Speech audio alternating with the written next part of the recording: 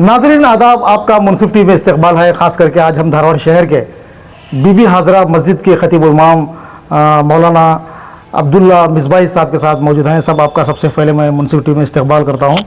شکریہ۔ مولانا صاحب یہ بتائیے، جو ملک دنیا بھر میں منائے جاتے ہیں مسلمان، تو عید الاضحیٰ کی کیا عظمت ہے، اس پر آپ روشنی ڈالیے۔ محترم ناظرین سامعین، السلام علیکم ورحمۃ اللہ تعالی وبرکاتہ۔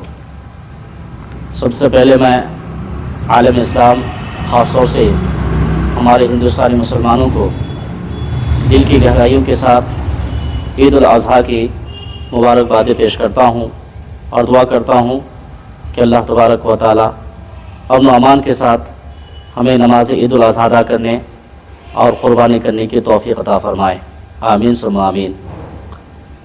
اس تعلق سے اللہ تبارک و تعالی کا قرآن ارشاد فرما رہا ہے، فَصَلِّ لِرَبِّكَ وَانْحَرْ، اپنے رب کے لیے نماز پڑھیے اور قربانی ادا کیجیے۔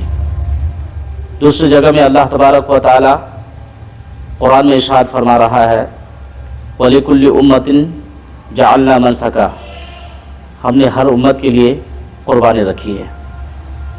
تو یہ قربانی اور نماز اللہ تبارک و تعالیٰ کا حکم ہے اور قرآن سے اس کا ہمیں ثبوت ملتا ہے۔ اس لیے ہم مسلمان نماز عید الاضحیٰ بھی ادا کرتے ہیں اور ادا کرنے کے بعد قربانی کا بھی ہم اہتمام کرتے ہیں۔ اور اس تعلق سے میرے آقا صلی اللہ تعالی علیہ وسلم سے احادیث بہت ساری مروی ہیں۔ ان میں سے ایک حدیث میں آپ حضرات کے حوالے کروں، جس کو صحابی رسول حضرت زید بن ارقم رضی اللہ تعالی نے روایت کیا ہے۔ اللہ کے رسول صلی اللہ تعالی وسلم سے پوچھا گیا، یا رسول اللہ صلی اللہ تعالی وسلم ما هذه الاضاحی، یا رسول اللہ صلی اللہ علیہ وسلم یہ قربانیاں کیا ہیں؟ تو اللہ کے رسول صلی اللہ تعالی وسلم نے ارشاد فرمایا، سنت ابیکم ابراہیم، تمہارے جد امجد حضرت ابراہیم علیہ السلام کی سنت ہے۔ پھر اللہ کے رسول صلی اللہ علیہ وسلم سے پوچھا گیا، فما لنا فیہا یا رسول اللہ، اس میں ہمارے لیے کیا اجر و ثواب ہے؟ تو میرے آقا صلی اللہ علیہ وسلم نے ارشاد فرمایا، بکل شعرۃ حسنہ، ہر بال کے بدلے حسنہ یعنی کہ 10 نیکی ہے۔ تو الحمدللہ قرآن و حدیث سے اس کا چونکہ ثبوت ہے، اس لیے ہم مسلمان اس کے اوپر عمل کرتے ہیں، انشاءاللہ صبح قیامت تک اس کے اوپر عمل کریں گے۔ مولانا یہ بتائیں، جو قربانی کے کیا شرائط ہیں، تو اس میں کس طرح سے یہاں پر قربانی دینا چاہیے؟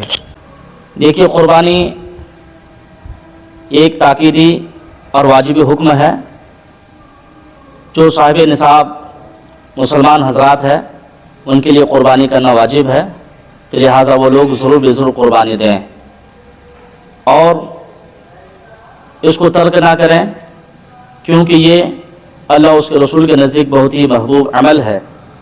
اللہ کے رسول صلی اللہ علیہ وسلم نے اس عمل کو دوام بخشا ہے اور اپنی طرف سے اور امت مسلمہ کی طرف سے بھی قربانی عطا فرمائی ہے، تو لہٰذا قربانی دیں، ضرور بھی ضرور دیں۔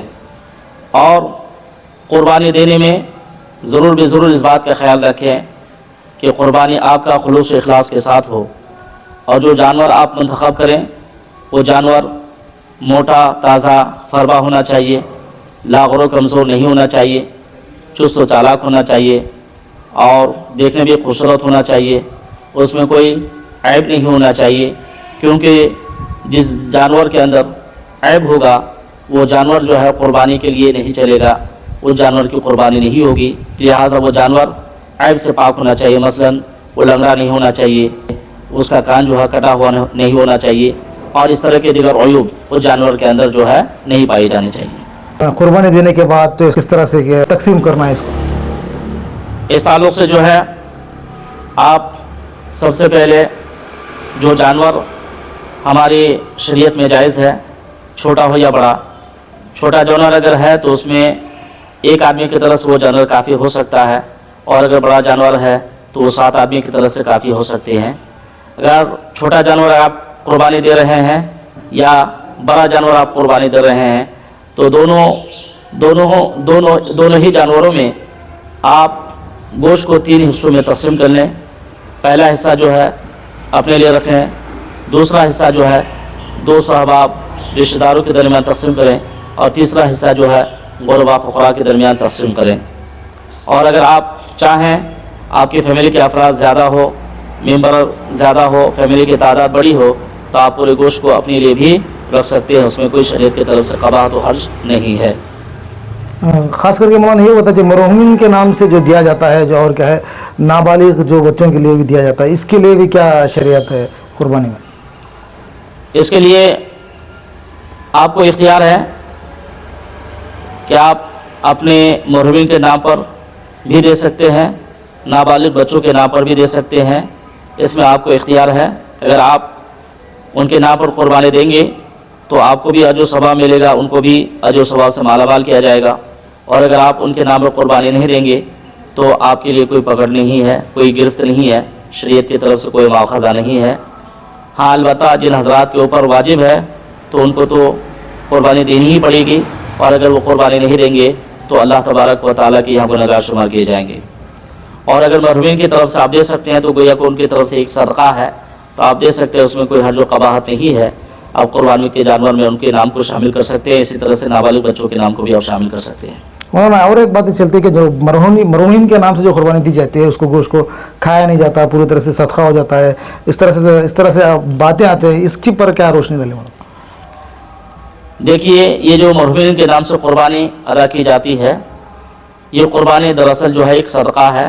तो सदका जो है किसी भी की तरफ से आप कर सकते हैं, जिलों की तरफ से भी कर सकते हैं, मरहूमिन की तरफ से भी कर सकते हैं, इसमें शरीक की तरफ से कोई कैद नहीं है।